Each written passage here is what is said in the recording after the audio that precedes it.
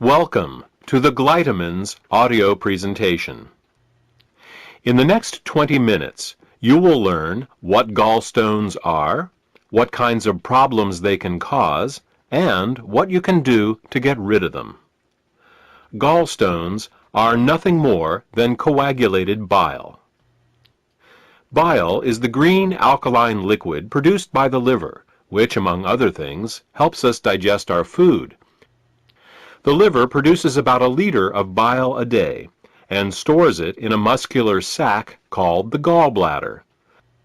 The gallbladder then squirts this bile down a tube called the common bile duct into the small intestines to mix with the food that comes from the stomach.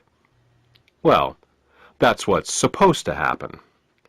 Unfortunately, with nutritional deficiencies and exposure to certain toxins, bile can thicken and form what is known as biliary sludge. When this biliary sludge forms, it makes it very hard for the gallbladder to get the bile into the small intestines. It's like trying to squeeze glue through a straw. It is out of this biliary sludge that gallstones are formed. Gallstones and biliary sludge disrupt the normal flow of bile, causing 3 different types of problems. The first set of problems is related to not getting enough bile into the intestines. The second set of problems occurs when toxins, unable to leave the body through the bile, back up and accumulate in the liver and the bloodstream. The third set of problems occurs when the bile, unable to get into the intestines, backwashes into the pancreas and liver. Let's start with the first set of problems and consider what happens when the bile becomes too thick or full of stones to reach the intestines in required amounts. The first thing that bile does in the small intestine is to neutralize the acidity of the food coming out of the stomach. In order to disinfect and digest the food that we eat, the stomach secretes hydrochloric acid. Did you ever wonder why the stomach doesn't digest itself? It's because the stomach has a special mucus layer that protects it from this hydrochloric acid. But the small and large intestine have no such protection. Instead, they rely on bile. Bile is a very alkaline substance, and when it comes into contact with the acidic food from the stomach, the acids are neutralized. If bile can't get into the small intestine in required amounts due to biliary sludge and gallstones, then stomach acids in the food are never fully neutralized. They can cause acid burns along the entire length of the small and large intestines, all 30+ feet of them. We experience this as indigestion, heartburn, ulcers, and all manner of digestive complaints. In essence, we are digesting our own intestines.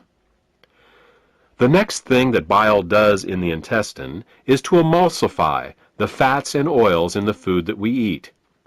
Emulsification is the process by which fats and oils are made water-soluble. To understand emulsification, think of soap. It's next to impossible to rinse grease off a dish with just plain water. But if you put a drop of soap on the dish, the grease washes right off. That's because soap is an emulsifier. It's what allows fats and oils to mix with water. Bile is the body's natural emulsifier, and it is what allows us to digest the fats and oils we eat.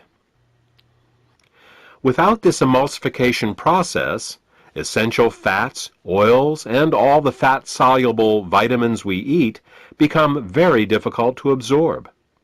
Without adequate bile in the intestines, a person can end up suffering from malnutrition, regardless of the quality and/or quantity of the food that they eat. If eating fats and oils gives you indigestion, or if you have difficulty with food absorption, it could be due to biliary sludge or gallstones. The next thing that bile does in the intestines is to stimulate Peristalsis. Peristalsis is the rhythmic, wave-like motion of the intestinal muscles that moves the food through our digestive tract. If you don't get enough bile into your intestines, you're bound to be constipated, no matter how much fiber you eat. Some people have the misfortune of experiencing alternating constipation and diarrhea. This can be a very confusing experience, but the cause can be quite simple. Without sufficient bile, the hydrochloric acid-rich, partially digested food just sits in the intestines with no peristalsis. Thus, a person becomes constipated, but at the same time his or her intestines are being burned. When enough acids build up and the intestines can't take it anymore, they purge themselves with a bout of diarrhea. Then, with the acids evacuated, the process starts all over again. If you are experiencing problems with constipation, diarrhea, or both, biliary sludge and gallstones could be the cause.